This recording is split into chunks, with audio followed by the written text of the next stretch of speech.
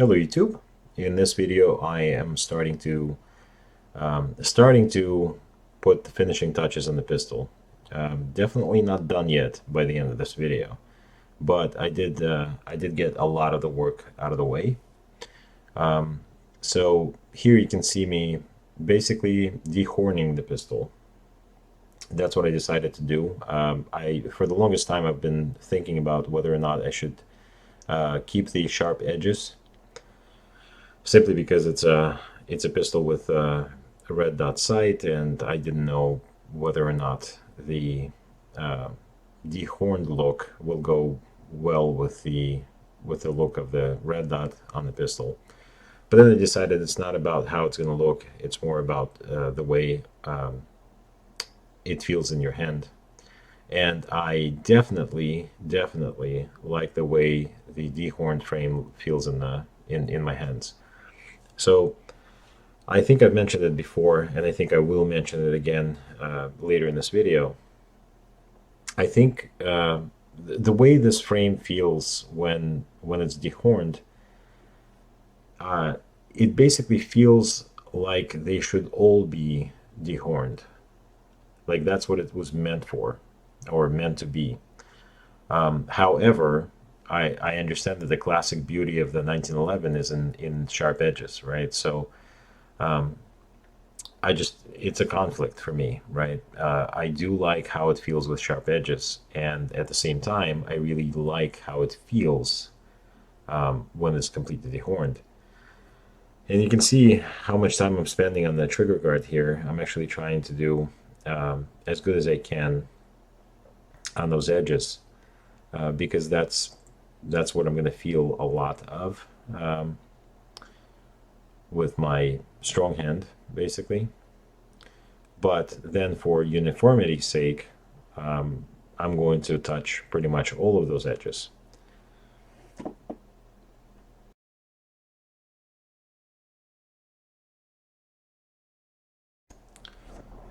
And this is what I mean. This edge is definitely not sharp to begin with, right? But because I am dehorning the frame, I'm going to go over all of the sharp, pronounced edges. And what I really try to do when I'm doing this is I try to blend that scallop, that little cutout leading, I guess, to the trigger guard from the side of the frame. I really try to blend it into the smooth curvature around the magazine release, and then also so it smoothly comes into the kind of the flat line or parallel line leading just towards the front of the frame.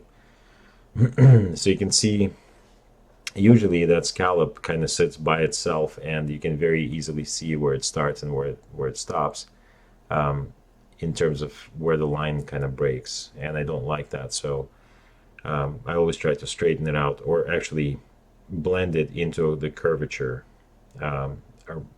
between that flat line and then towards the magazine release. So I think you'll notice that when I'm right there, I'm trying to blend it in, and also around the magazine release. So yeah, it takes quite a bit of time. You can see I'm using the Dremel here. That's just to get rid of some of the really obnoxious file marks, and then the rest of it I just sand by hand. And obviously you don't need backers, as in straight or flat backers, when you're trying to round corners, right? Usually you use backers so that you don't round corners or you don't round edges. But when you're trying to round edges, fingers work perfectly fine as backing material for the sandpaper, because they'll conform to whatever surface. So you just saw I kind of looked over the frame, and I saw that I needed to touch up a couple of spaces. So I'm kind of doing that as I see things. And this is where the front of the frame I do for two reasons, and I think I'll explain it in later in the video where I'll actually be talking during recording. There are two reasons, right? If you have a slide with front cocking serrations, you're going to be grabbing those from time to time, and as you're pulling the slide back, you can touch the frame, and the frame can be pretty sharp at that front section, especially after you've cut down the dust cover a little bit, if it's an 80% frame. So I think it's important to get rid of those edges. And here you can see I'm starting to chamfer the slide. So I've been thinking that I will just go with a small chamfer. Then later I changed my mind and decided to go with a larger chamfer, but still not as large as I used to do. And because it's not as large of a chamfer, I've I may have actually made a mistake here. I was thinking that the chamfer is not going to be large enough for me to worry about leaving excess material or extra material or all of the original material around the slide stop notch. The reason why you see that on higher end pistols is so that you don't compromise the reliability and basically functionality of that slide stop notch. Having all of that material available will ensure that more contact is made between the slide stop and the slide stop notch. So I'm kind of taking a risk here by chamfering right through it, and I guess we'll see what happens. Later I'll just describe it also in the kind of review of this video, or review part of this video. It's coming up at the end. So the reason why I'm narrating here is I'm speeding up all of this footage, and all of this footage, yeah, I mean, you're getting everything. You're basically seeing me do everything. But it did take a long time, so all of this is 8 speed. And here's where I started changing the shape of the levers, I guess. So I didn't understand why there was a step in between the thumb pad, I guess, and the rest of the lever. Just couldn't understand it. It looked like it was something that shouldn't have even been there. So I decided to file it off and kind of make it blended, a blended transition between the thumb pad and the rest of the body of the lever, of the slide stop lever. And then obviously I needed to chamfer and dehorn the rest of the part. And by dehorning, it's not that sharp, obviously. It's just I think the term dehorning applies to just taking down sharp edges. So this part actually, it's a great part. Harrison design, slide stop and thumb safety on this pistol. I'm impressed with both, but I'm not sure why this slide stop body didn't have any chamfers on it. So I'm adding chamfers. I'm reshaping the front of that thumb pad, and also smoothing it out. And then obviously you saw me just sanding it and using that Kratex bit that did break off. But a little bit more work is left on these. I'm going to need to touch them up with higher grit sandpaper at some point. But I do like that there's no step between the main body of the slide stop and that thumb pad. As I was sanding, just to clean up my filing marks and everything like that, I noticed that I wasn't reaching one area on top of the thumb pad, so I think I'm going to maybe go back and actually alter the shape a little bit more, just so that I can make it appear smoother, that curve of the thumb pad be more continuous, I guess, without kicking up at the front. And I don't know. I don't know if I'll touch it or if I'll leave it as is, because there's still quite a bit of work left on the surfaces. So I'll see if I want to invest any time in that, because it does kind of look okay already. So we'll see. We'll just have to see.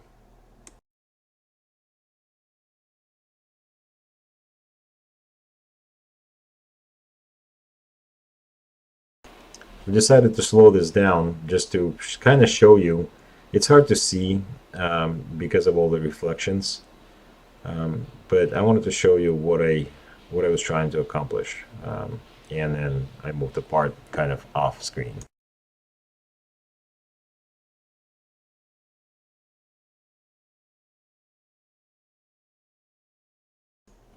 Same thing here. I kind of found the back of the thumb pad lever slightly uncomfortable, as in I think I think the fact that it kind of got protruded so far back is what I was kind of feeling, and what I didn't find all that comfortable. So I decided to reshape that lever and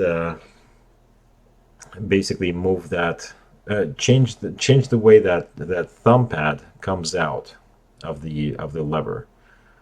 Also chamfered it, obviously, and or dehorned it, whichever way you like to you'd prefer to call it. So also quite a bit of work,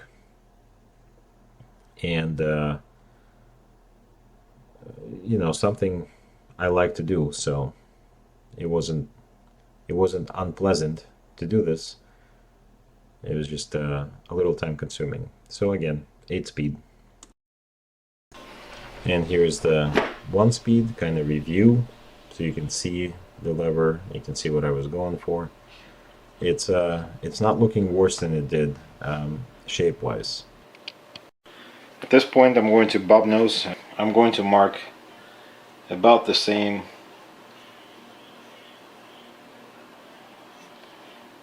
length here as the plug is sticking out, and also I'm going to mark where the feet of the bushing stop on the slide, just so that they don't file over that. Okay, so as you can see, what I've done is use a chopstick. I put the chopstick into the spring plug, and then jammed it against the breech face. And that should keep the spring plug from moving. I've mentioned this before. If you're going to go for the Bobnose mod, you have to use an EGW, a monogrammed bushing and spring plug combo. The reason why is because the spring plug in this combo does not turn ever, because the parts basically mutually lock into each other, and both are prevented from turning when the engagement is made. So you have to use this combo if you're going to go for the Bobnose mod. And the process I think I've showed before, but here it is again. Basically, you take the spring plug down to about where the slide starts, and then you stop, and then you cut the slide at the exact same angle. I just touched the slide here on the bottom, so that's my stop point. Okay, so now we're going to start rounding this transition. So the way we'll know if we're cutting the slide at the same angle is because I marked the slide before I even started filing the spring plug. You remember I marked the slide by the same amount that the spring plug was protruding out of the slide. Now I'm going to clean everything up, take out the bushing and the spring plug, and then file the slide following the same angle as we marked it off. So here's where I establish basically the angle. It's those marks on the face of the slide where the bushing feet are, If I file past those marks, the bushing feet are going to seem like they're hanging off the face of the slide. So I don't want to file past those marks. And then on the bottom, it's that first mark that I made before I even started cutting the plug. Now what I'm going to do is just very lightly, I'll kind of lean these sides a little bit more.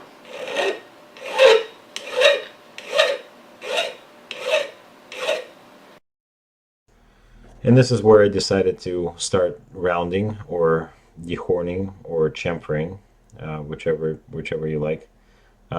Basically, trying to get rid of the sharp edges, especially in the bottom. I mean, the rest of the slide face was already chamfered, but I'm going to increase that chamfer and actually radius it as opposed to leaving it as a chamfer. So I've done some of that here. You can see I use quite a bit of shoe shine motion when I polish. Here's the bushing that I already rounded. And here's what I mean by first cutting a chamfer, and then when you use shoe shine motion with sandpaper, you're actually creating a radius. You're changing the chamfer into a radius. So here's what I got. Obviously it doesn't look all that great yet. I still need to take care of the surface here, make sure that it's all straight without waves. These I'll be basically going over, these two parts I'll be going over with sandpaper and just basically taking care of the surfaces, as in flat surfaces. So here's the Bobnose. You can see how it turned out. It's kind of following the same angle as the serrations. Kind of.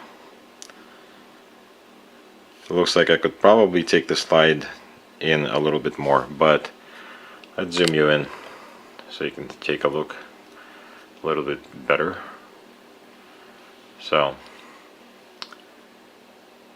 here it is.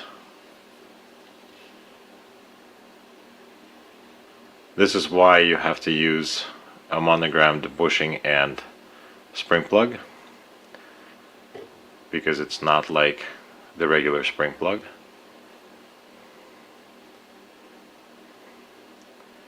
And that's how it looks. That's what I meant by I have to take in these a little bit more, I think. Or I may just leave it as that. The slide is chamfered. You can see that. Now this time around I didn't leave material on either side of the slide stop notch. The chamfer is not that big. I hope it's going to be okay, but I guess I'll find out if I'm going to learn an expensive lesson. But if it is a problem, if I do start seeing peening on here, what I'll probably do is go to my local smith and ask him to weld up a couple of spots here, and then I'll resurface that or reshape them. But overall, it's not bad. I made the thumb safety not come out as far back as it used to. So for me, it's a lot more comfortable, basically, whether I put my thumb on the thumb safety or if it's under. I also smoothed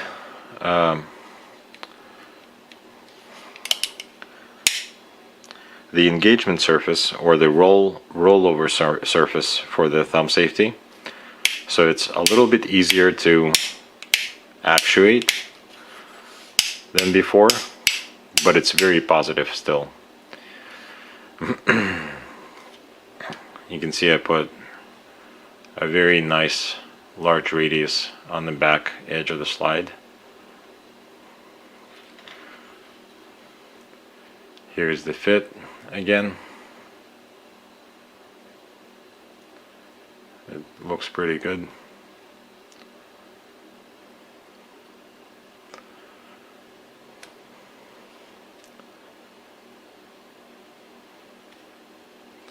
Oh, and I did re-bevel or refit the magwell.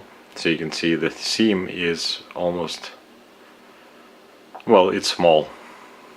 The seam between the magwell and the frame is pretty small. And I cleaned up the surfaces so there isn't as much evidence of a round bit being used.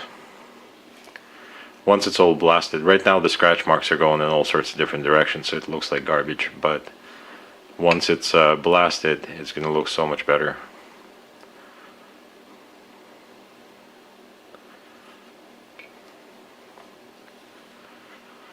This logo is going to be a lot less visible once I blast, obviously. The contrast will be gone.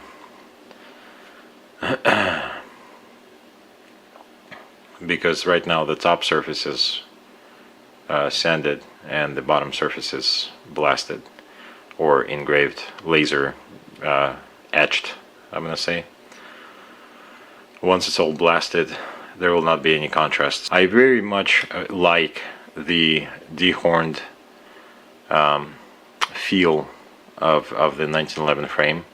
I highly recommend anyone or everyone to check it out, because there's nothing like it, basically. So it kind of feels like that's how the all should be made, but it takes quite a bit of effort. So it's just so much better feeling when you run your hand over it. You saw me around the front of the frame just so that you don't hurt yourself when you're racking the slide, let's say using the front serrations, and your hands, your fingers run over the edges here. Plus it looks better, more finished. So, yeah.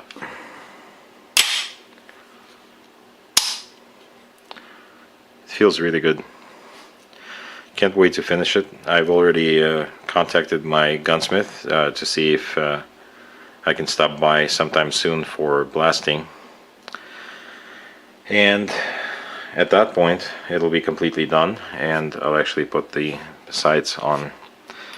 You can see my blending actually. Oh, somebody asked me about my firing pin stop sticking out here and whether or not I'm going to trim it. So check out the sight. You see that space? That space, or the mount rather, that space is exactly for the for the firing pin stop. So it doesn't need to be trimmed. See, the mount sits perfectly over it. And this chamfer that I put, or radius that I put on the back, I noticed a radius here, and I thought it would look good, kind of having both radiuses towards the back of the gun, and it does kind of look okay. So placed together nice. The only thing left is I need to actually dehorn the beaver tail, both on the bottom and the top, and I need to do it with the frame at the same time, basically, so I can maintain the shape. So I'll do that. And that's why, I mean, I've contacted my gunsmith to see when I can come out, and then I'll know exactly how much time I have to finish the pistol, as in really do the final touches, and then just blast it, and it'll be done completely. So can't wait for that, and to take it to the range and actually film my range trip this time.